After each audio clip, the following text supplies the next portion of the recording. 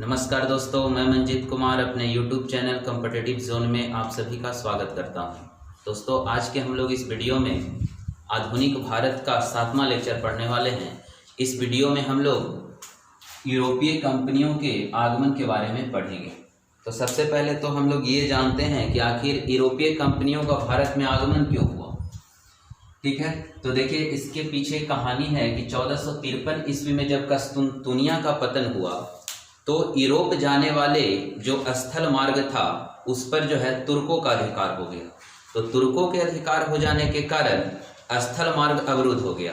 ठीक है, तो अब जो है यूरोपीय कंट्री के पास मात्र एक ही रास्ता बचा था, समुद्री मार्ग, और यहाँ से समुद्री मार्ग का खोज प्रारंभ हुआ। और समुद्री मार्ग का खोज सबसे पहले जो है 1488 ईस्वी में एक पुर्तगाल का ही व्यक्ति था, बार्थोलोम्यो डियास। ठीक है, ये समुद्री मार्ग से आगे बढ़ा और इसने अफ्रीका महाद्वीप के निकट केप ऑफ गुड होप का खोज कर दिया।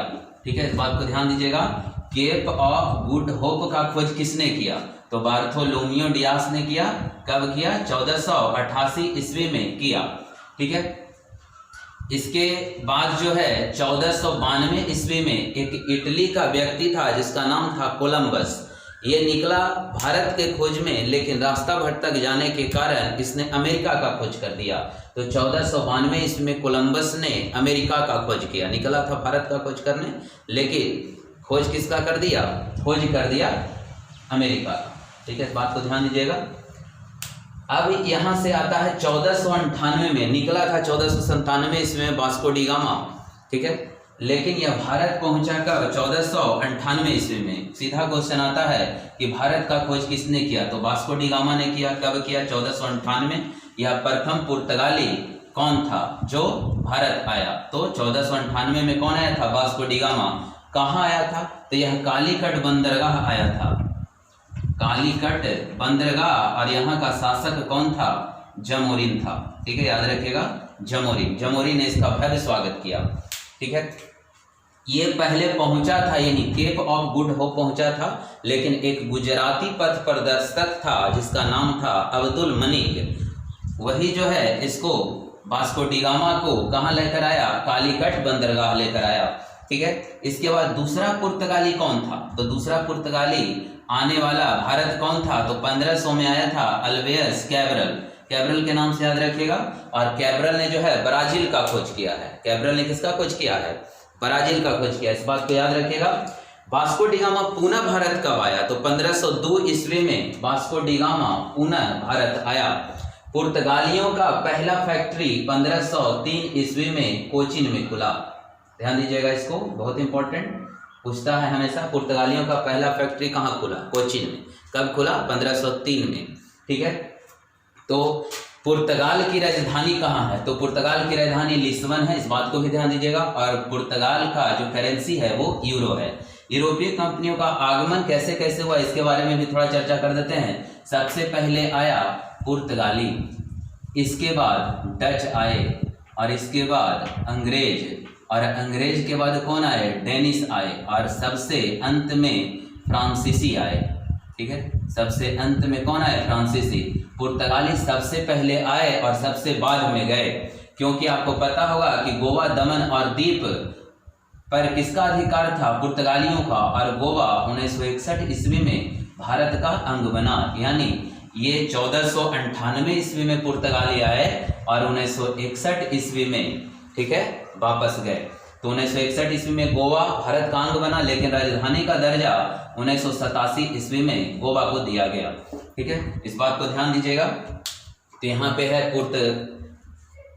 आखिर यूरोपीय कंपनियों का आगमन क्यों हुआ? तो कस्तुनतुनिया का पतन हो गया 1453 में। तो कस्तुनतुनिया के पतन के बाद जो है यूरोप का जो स्थल मार्ग था उस पर कब्जा हो गया। किसका? तुर्कों का हो गया। तो स्थल मार्ग अवरुद्ध हो गया। तो अब यहाँ से जो है समुद्री मार्ग का खोज प्रारंभ हुआ। 1488 ईस्वी में बार्थोलोम्यो डियास ने जो है केप ऑफ गुड होप का खोज किया। इसके बाद 1492 ईस्वी में इटली का कोलंबस था जो निकला तो था भारत के खोज करने के लिए, लेकिन अमेरिका का खोज कर दिया। 1498 ईस्वी में वास्को डी गामा भारत आया। 1500 ईस्वी में दूसरा पुर्तगाली कौन आया था? अल्वेयस कैब्रल आया था। दूसरा बार वास्को डी गामा भारत कब आया? तो 1502 ईस्वी में आया। पुर्तगालियों का पहला फैक्ट्री कहाँ खुला? तो 1503 ईस्वी में कोचीन में खुला। और पुर्तगाल की राजधानी लिस्बन याद रखिएगा, और पुर्तगाल की करेंसी यूरो। ठीक है। इसके बाद प्रथम पुर्तगाली वायसराय कौन था? सीधा क्वेश्चन आता है, प्रथम पुर्तगाली वायसराय तो फ्रांसिस्को दी अल्मीडा था। ठीक है, क्या नाम था? Francisco de Almeida. और इसकी एक नीति थी जो हमेशा एग्जाम में आता है, blue water policy. Blue water policy, शांत जल की नीति। ठीक है, इसको कहते हैं शांत जल की नीति, ब्लू वाटर पॉलिसी। किस पुर्तगाली गवर्नर का नीति था? तो ये किसका था? फ्रांसिस्को दी अल्मीडा का। ब्लू वाटर पॉलिसी याद रखिएगा इसको, ब्लू वाटर पॉलिसी किसका था? फ्रांसिसी दी अल्मीडा। सबसे महत्वपूर्ण पुर्तगाली गवर्नर जो था अल्फांसो दी अल्बुकर्क था। ठीक है, इसने जो है पुर्तगालियों के अधिक क्षेत्रों का विस्तार करने वाला कोई था तो अल्फांसो दी अल्बुकर्क था। इसने 1510 ईस्वी में गोवा को छीन लिया। बीजापुर का एक शासक था यूसुफ आदिल शाह, उससे गोवा को छीना। 1511 ईस्वी में मलक्का पर अधिकार कर लिया। और 1515 ईस्वी में आपको हरमुज पर अधिकार कर लिया। ठीक है, इस बात को याद रखिएगा। 1510 में गोवा को छीना यूसुफ आदिल शाह से, 1511 मलक्का और 1515 हरमुज पर अधिकार कर लिया। ठीक है, इसकी जो राजधानी थी पहले कहाँ थी? कोचीन। तो कोचीन के स्थान पर जो राजधानी बना वो गोवा। कब बना? ये क्वेश्चन आता है 1530 ईस्वी में। ठीक है, गोवा राजधानी कब बना? पुर्तगालियों का राजधानी गोवा कब बना? तो 1530। ये भी आता है कि किस गवर्नर जनरल ने बनाया था, कौन सा पुर्तगाली था? तो इसको याद रखिएगा, नीनहू द कुन्हा। ठीक है, नीनहू द कुन्हा 1530। तो पुर्तगालियों का राजधानी गोवा कब बना? 1530। कौन बनाया? नीनहू द कुन्हा ने बनाया। आगे क्वेश्चन आता है कि अकबर के सहायता से पुर्तगालियों ने अपना फैक्ट्री कहाँ लगाया था? तो हुगली में। सीधा क्वेश्चन आएगा, अकबर के सहायता से पुर्तगालियों ने कहाँ फैक्ट्री लगाया था? तो हुगली में। और शाहजहां के सहायता से कहाँ लगाया था? तो बंदेल में लगाया था। ठीक है, ये दोनों क्वेश्चन आता है। शाहजहां के सहायता से पुर्तगालियों ने अपना फैक्ट्री कहाँ लगाया था? तो बंदेल में लगाया था। और अकबर की सहायता से हुगली और शाहजहां की सहायता से बंदेल में लगाया था। ठीक है, देखिए 1661 ईस्वी में पुर्तगाली राजकुमारी कैथरीन बिगेंजा का विवाह अंग्रेज के राजकुमार चार्ल्स द्वितीय के साथ हुआ और इसको जो है बम्बई दहेज में मिल गया। ठीक है, बम्बई दहेज में मिल गया। और इसने 1668 ईस्वी में, इस बात को ध्यान दीजिएगा, 1661 ईस्वी में विवाह हुआ पुर्तगाली राजकुमारी कैथरीन बिगेंजा और चार्ल्स द्वितीय का। 1661 में बम्बई दहेज में मिला। 1668 में इसने क्या कर दिया? ईस्ट इंडिया कंपनी को 10 पाउंड वार्षिक किराया के साथ जो है किराया पर दे दिया। बम्बई को किराया पर दे दिया। कब दिया? 1668 ईस्वी में। और बम्बई से ही इधर जो भी पश्चिम भारत का जो कारखाना पर नियंत्रण होता था ये बम्बई से ही होता था। ठीक है, इसके बाद एक डेट है 1739 ईस्वी में मराठों ने पुर्तगालियों से सल्सेट और बेसिन छीन लिया। और वो ये भी क्वेश्चन आता है कि वह कौन सा मराठा था उस समय, कौन सा पेशवा था? तो बालाजी प्रथम था। ठीक है,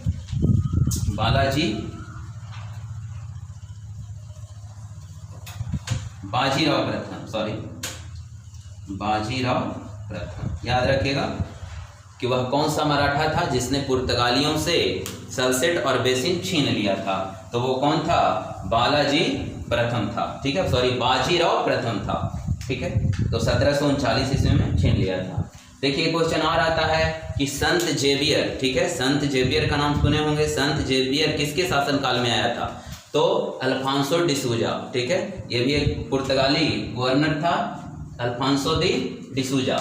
इसका योगदान क्या क्या था? पुर्तगालियों का योगदान क्या क्या था? तो तंबाकू, ठीक है, जहाज निर्माण, प्रिंटिंग प्रेस, और ये याद रखिएगा गोथिक स्थापत्य कला। इस क्वेश्चन को एकदम ध्यान दीजिएगा, बहुत इंपॉर्टेंट क्वेश्चन बन सकता है हायर एग्जामिनेशन में। गोथिक स्थापत्य कला किसकी देन है? तो किसकी देन है? पुर्तगालियों का। ये सब क्वेश्चन तो पूछ चुका है। जहाज निर्माण, प्रिंटिंग प्रेस, सीधा क्वेश्चन आता है कि प्रिंटिंग प्रेस किसकी देन है?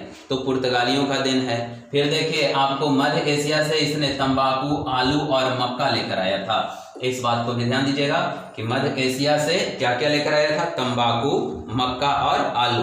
तो क्या क्या देन था पुर्तगालियों का, तंबाकू, भारत में प्रिंटिंग प्रेस, फिर आपको हो गया जहाज निर्माण और गोथिक स्थापत्य कला। तंबाकू, आलू और मक्का कहां से लेकर आया था, मध्य एशिया से लेकर आया था। तो ये था आपको पुर्तगाली के बारे में। यूरोपीय कंपनियों का आगमन का क्रम पूछता है तो सबसे पहले कौन आया था, पुर्तगाली आया, इसके बाद कौन आया, डच आया, फिर अंग्रेज, डेनिश और अंत में सबसे कौन आया, तो अंत में फ्रांसीसी आया। सबसे पहले आया पुर्तगाली, सबसे बाद में गया कौन गया, पुर्तगाली। कब गया, 1661 ईस्वी में गया, क्योंकि 1961 ईस्वी में आपको गोवा, दमन और दीव पर किसका अधिकार था, पुर्तगालियों का अधिकार था। और 1961 में गोवा भारत का अंग बना, लेकिन राजधानी कब बना, 1987 में बना। चलिए अब जो है नेक्स्ट यूरोपीय कंपनी था डच। ठीक है, डच कहाँ के व्यापारी थे, तो डच नीदरलैंड या हॉलैंड के व्यापारी थे। ठीक है, प्रथम डच यात्री कौन था, सीधा क्वेश्चन आएगा, प्रथम डच यात्री कौन था, तो प्रथम डच यात्री कार्नेलिस हॉटमैन था। ठीक है, ये कब आया था, 1596 ईस्वी में आया था। ठीक है, दूसरा क्वेश्चन आएगा आपको कि डच ईस्ट इंडिया कंपनी का स्थापना कब हुआ, तो डच ईस्ट इंडिया कंपनी का स्थापना 1602। ठीक है, डच कहाँ के व्यापारी थे, नीदरलैंड, हॉलैंड के। प्रथम डच यात्री कौन थे, तो हॉटमैन था। कब आया, 1596 में आया। डच ईस्ट इंडिया कंपनी का स्थापना कब हुआ, तो डच ईस्ट इंडिया कंपनी का स्थापना 1602 ईस्वी में हुआ। डचों का पहला फैक्ट्री मसूलीपट्टनम 1605 में, फिर 5 साल बाद 1610 पुलिकट में, 1616 सूरत में, 1632 पटना में, 1641 बिमलीपट्टनम में और 1669 कोचीन में इसने फैक्ट्री लगाया था। फिर से एक बार रिकॉल करा देते हैं, मसूलीपट्टनम 1605, सूरत 1610, इसके बाद पुलिकट 1610, सूरत 1616 पटना में, 1632 फिर बिमलीपट्टनम में 1641 और कोचीन में 1669 में। यहां से 2 क्वेश्चन आता है, नील का निर्यात कहां से करता था, तो नील का निर्यात कहां से करता था, नील का निर्यात मसूलीपट्टनम से। और अपना स्वर्ण पैगोडा कहने का मतलब कि अपना सिक्का कहाँ ढालता था, तो स्वर्ण पैगोडा कहाँ से, पुलिकट। नील का निर्यात कहाँ से, मसूलीपट्टनम। स्वर्ण पैगोडा कहाँ ढालता था, तो पुलिकट में ढालता था। ठीक है, प्रारंभ में डचों का मुख्य केंद्र कहाँ था, पुलिकट था, लेकिन 1690 में कहाँ हो गया, नागपट्टनम में हो गया। ठीक है, पहले जो डचों का मुख्य केंद्र कहाँ था, पुलिकट। और पुलिकट के बारे में बताया क्वेश्चन कि पुलिकट में अपना स्वर्ण पैगोडा ढालता था, यानी सिक्का ढालता था, और मसूलीपट्टनम से क्या करता था, नील का निर्यात करता था। ठीक है, और यहाँ से कि डचों का पहला फैक्ट्री मसूलीपट्टनम 1605 के बाद 1610 कहाँ, बोलिए, पुलिकट में, 1616 सूरत, 1632 पटना, 1641 बिमलीपट्टनम और 1669 कोचीन। ये सबसे इंपॉर्टेंट कि डच लोग किसका व्यापार करते थे, तो सूती वस्त्र का व्यापार करते थे। डच लोग किसका व्यापार करते थे, सूती वस्त्र का व्यापार करते थे। और डचों का जो कहानी समाप्त हुआ वो बेदरा के युद्ध के बाद हो गया। तो बेदरा का युद्ध कब हुआ, 1759 में हुआ। बेदरा का युद्ध 1759 किसके किसके बीच में हुआ, तो अंग्रेजों और डचों के बीच में हुआ। और इस युद्ध के बाद यानी बेदरा का युद्ध 1759 के बाद डचों का स्थिति क्या हो गया, समाप्त हो गया, और इसके सभी कारखानों पर अंग्रेजों का अधिकार हो गया। तो ये था यूरोपीय कंपनियों के आगमन से रिलेटेड कुछ फैक्ट पुर्तगाली और डच। नेक्स्ट वीडियो में हम लोग अंग्रेज के बारे में पढ़ेंगे, डेनिश के बारे में पढ़ेंगे और अंतिम जो था फ्रांसीसी के बारे में पढ़ेंगे। तो ये बहुत महत्वपूर्ण फैक्ट है, इसको आप याद रखें। अगर ये वीडियो पसंद आया तो प्लीज़ लाइक करें, सब्सक्राइब करें और अपने दोस्तों को शेयर भी करें। और कमेंट बॉक्स में ज़रूर बताएं कि आपको ये वीडियो कैसा लग रहा है। अगर कुछ गलती होता है तो कमेंट में हमें बताएं, उसको हम नेक्स्ट वीडियो में सुधारने का प्रयत्न करेंगे। और अधिक से अधिक अपने दोस्तों को शेयर करें। जय हिंद।